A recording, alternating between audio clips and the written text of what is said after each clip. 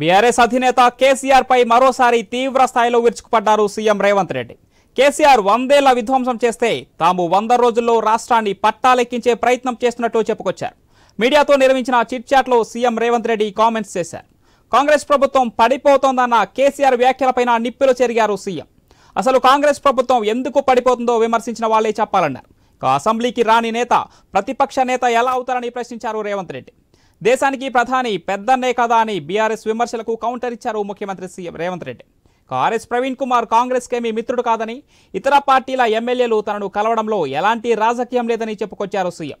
సీఎంతో ఇతర పార్టీల ఎమ్మెల్యేలు భేటీ అయితే ఏదో జరుగుతున్నట్టుగా కేసీఆర్ చేశారన్నారు. మేడిగడ్డ అంశాన్ని ప్రస్తావిస్తూ ఎన్డీఎస్ఏ చెప్పిందే రాష్ట్ర సర్కార్ చేస్తోందన్నారు రేవంత్ రెడ్డి. తమ కుటుంబం నుంచి ఎవరూ ఎన్నికల్లో పోటీ చేయబోరన్నారు.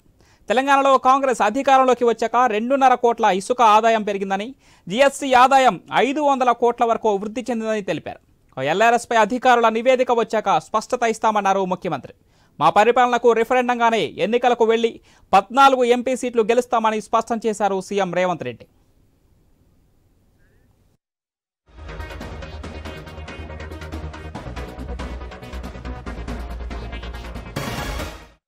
బీఆర్ఎస్ అధినేత కేసీఆర్ పై మరోసారి తీవ్ర స్థాయిలో విరుచుకుపడ్డారు సీఎం రేవంత్ రెడ్డి.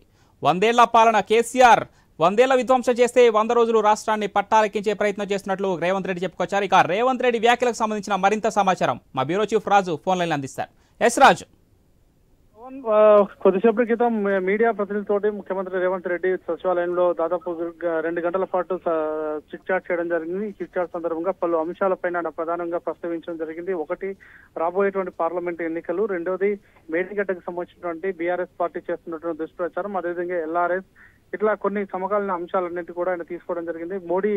మోడీతో కలిసినటువంటి సందర్భం, మోడీతో రాష్ట్ర ప్రయోజనాల గురించి మాట్లాడినటువంటి అంశాలన్నీ కూడా ఆయన ప్రస్తావించారు. ఇందులో ప్రధానంగా రేపు రాబోయేటువంటి పార్లమెంట్ ఎన్నికల్లో ఈ 100 రోజుల పాటు కాంగ్రెస్ ప్రభుత్వం చేసినటువంటి ఏదైతే ప్రజాపాలన అందించామో ఆ ప్రజాపాలనే మాకు గీట్రాయిగా రెఫరెండంగా తీసుకొని ప్రజలు మాకు ఓటు వేయాలని చెప్పేసి ఆయన విజ్ఞప్తి చేశాడు. 10 సంవత్సరాల కేసీఆర్ పాలనలో మొత్తం రాష్ట్రం 100 ఏళ్ల విధ్వంసం జరిగితే ఈ 100 రోజుల్లో దాన్ని గాడిన పెట్టేటువంటి ప్రయత్నం చేస్తున్నాం, పరిపాలన అంతా కూడా పట్టాలు ఎక్కించేటువంటి ప్రయత్నం చేస్తున్నాం. కాబట్టి ఈ రెఫరెండంగా మా మీద నమ్మకంతో ఈ వచ్చే ఎన్నికల్లో ఓటు వేయాలని చెప్పేసి ఆయన చెప్పడం జరిగింది. ఇక రెండవది, మేడిగడ్డ కాళేశ్వరం సంబంధించిన అంశాలపైన కూడా ఆయన ప్రధానంగా ప్రస్తావించారు. మేడిగడ్డ కాళేశ్వరం అనేది ఇంజనీర్లు కట్టింది కాదు, కేసీఆర్ తన రాజకీయ ఆలోచనల కోసం కట్టినటువంటి ప్రాజెక్టులు. మొత్తం కాళేశ్వరంలో మేడిగడ్డ అనేది చాలా కీలకమైనటువంటి ప్రాజెక్టు. ఈ ప్రాజెక్టుకు సంబంధించి అవకతవకలు పూర్తిగా జరిగాయి, నిర్మాణ లోపాలన్నీ కూడా ఉన్నాయని చెప్పేసి మేము ఆరోపిస్తా ఉన్నాం. ఇప్పటికి 7 పిల్లర్లు కుంగిపోయినా కేవలం 3 పిల్లర్లే కదా అని చెప్పేసి వాళ్ళు బుకాయింపు చర్యలకు పాల్పడుతుంది బీఆర్ఎస్ పార్టీ నేతలు అని చెప్పేసి అంటున్నారు. ఈ విషయంలో ఎన్డీఎస్ఏ ఏదైతే రిపోర్టు ఇస్తానని చెప్పేసి అన్నదో ఎన్డీఎస్ఏ రిపోర్ట్ ఆధారంగానే తదుపరి చర్యలు ఉంటాయని చెప్పేసి కూడా మనం చెప్తా ఉన్నాం. అయినప్పటికీ కూడా వాళ్ళు పట్టించుకోవడం లేదు. ఎన్డీఎస్ఏకి సంబంధించినటువంటి రిపోర్ట్ లో ఆ ప్రాజెక్టు ఉంటుందా ఉండదా, ప్రాజెక్టు యథావిధిగా కొనసాగించవచ్చా, మరమ్మతులు చేయొచ్చా అని చెప్పేసి ఏది చెప్తే దాన్ని మేము యథావిధిగా కొనసాగిస్తామని చెప్పేసి వాళ్ళు రేవంత్ రెడ్డి చెప్పారు. ఇక అవినీతికి సంబంధించిన విషయంలో మోడీ చేసిన కామెంట్లు కూడా తిప్పికొట్టడం జరిగింది. ఎవరి పక్షాన ఉన్నారనేది, ఎవరు కలిసి పనిచేసుకుంటున్నారనేది కూడా ఇప్పుడు ఈ మాటలను బట్టే అర్థమవుతుంది. కాబట్టి కాంగ్రెస్ ఎప్పటికైనా సరే ఒంటరిగానే పోరాడుతుంది అని చెప్పేసి చెప్పారు. ఇక మరోవైపు రైతులకు సంబంధించిన అంశాలపైన, రైతు బంధు, వీటన్నిటిపైన కూడా ఆయన మాట్లాడారు. రైతు బంధుకు సంబంధించి ఎవరైతే సాగు చేసుకుంటున్నారో, ఎన్ని ఎకరాల్లో సాగు చేసుకుంటున్నారో అన్ని ఎకరాలకు మాత్రమే రైతు బంధు ఇచ్చేటువంటి ఆలోచన తమ ప్రభుత్వానికి ఉంది. భూమి ఉంది కదా అని చెప్పేసి రైతులకు ఇవ్వడం కాదు, భూమిలో సాగు చేసుకునేటువంటి రైతులకు మాత్రమే ఇచ్చి న్యాయం చేయాలి. పెట్టుబడి సహాయం, దాని పేరే పెట్టుబడి సహాయం. కాబట్టి కొందరు లేఅవుట్లు చేసిన భూములకి కొండలు కోనలు రాళ్ళు రప్పలు ఉన్నటువంటి బంజరు భూములకు కూడా ఇచ్చారు. కాబట్టి అది సాధ్యం కాదు అని చెప్పేసి కూడా చెప్పారు. దీనిపైన అసెంబ్లీలో చర్చించడంతో పాటు అఖిలపక్ష సమావేశం, రైతు సంఘాలతో కూడా భేటీ అయ్యి తాము చర్చిస్తామని చెప్పేసి కూడా చర్చించి ఒక నిర్ణయం తీసుకుంటామని చెప్పేసి చెప్పారు. ఇక అవినీతి విషయాలకు సంబంధించి, అదేవిధంగా ఆర్థిక క్రమశిక్షణకు సంబంధించి కూడా ఆయన చాలా స్పష్టంగా మాట్లాడడం జరిగింది. అందులో ఆర్థిక క్రమశిక్షణకు సంబంధించి ఇప్పటికే రాష్ట్రంలో ఆర్థికపరమైనటువంటి సమస్యలు ఉన్నాయి కాబట్టి వాటిని గాడిన పెట్టేందుకు ఒక్కొక్క రంగం వారీగా నివేదికలు తెప్పించుకుంటున్నాం, విజిలెన్స్ నివేదికలు కూడా వస్తా ఉన్నటువంటి పరిస్థితి అని చెప్పారు.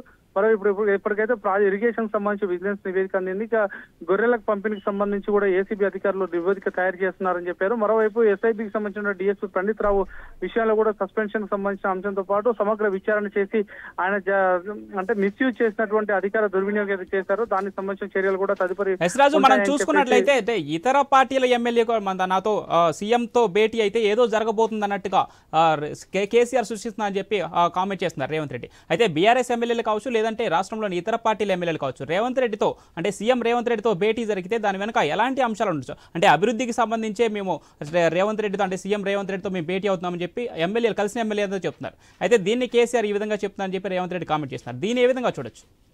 రెడ్డి కూడా అదే అంటున్నారు, తనను కలిసినంత మాత్రాన భయపడాల్సిన అవసరం లేదు, మీ ఎమ్మెల్యేలకు మీకు నమ్మకం లేకపోతే నేను చేసేది ఏమీ లేదు.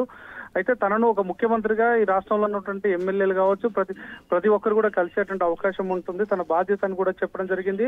గత 10 ఏళ్లలో మీ సొంత పార్టీ ఎమ్మెల్యేలను మీరు కలవలేదు కాబట్టి నా దగ్గర కలిసేటువంటి అవకాశం ఉంది కాబట్టి కలవడానికి వస్తున్నారు, అది మీరు అభద్రతా భావంగా తీసుకుంటే నేను చేసేది ఏమి లేదని చెప్పేసి కూడా చాలా స్పష్టంగా చెప్పారు. అయితే దీని వెనకాల రాజకీయ పరమైనటువంటి కోణం ఏదున్నప్పటికీ ఆయన చెప్పినటువంటి లాజిక్ పాయింట్స్ ఏదైతే ఉందో దాన్నే మనం పరిగణన తీసుకోవాల్సినటువంటి అవసరం కూడా ఉంటుంది. ఎందుకంటే అది టెక్నికల్ ఇష్యూ కాబట్టి ఒకవేళ పార్టీ ఎమ్మెల్యేలు కనుక మేము పార్టీలో చేరుతామని చెప్పేసి అని అంటే అది వాళ్ళ ఇష్టం తప్ప నా ఇష్టం కాదు అని కూడా చెప్పారు.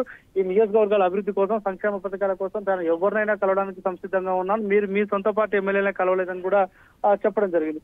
సో ఇటువంటి అంశాలను కూడా పెట్టుకోవడం, ఆలోచించి నిర్ణయాలు తీసుకోవడం జరుగుతుందని చెప్పేసి కూడా ఆయన చెప్పారు. ఇక ఆర్ఎస్ ప్రవీణ్ కుమార్ పొత్తులకు సంబంధించి కూడా ఎవరి వైపు ఉన్నారు, ప్రజలు మోడీ కేసీఆర్ అంతా ఒకటే అనేటువంటి విషయాన్ని కూడా ఆయన మరోసారి చెప్పారు. ఆర్ఎస్ ప్రవీణ్ కుమార్ మాకు ఎప్పుడు కూడా మా పార్టీతో మిత్రత్వం చేయలేదు, ఆయన మంచి చేసినప్పుడు అభినందించారు కాబట్టి మేము కూడా అభినందించామని మాత్రమే చెప్పడం జరిగింది. Right, thanks for the updates Raju.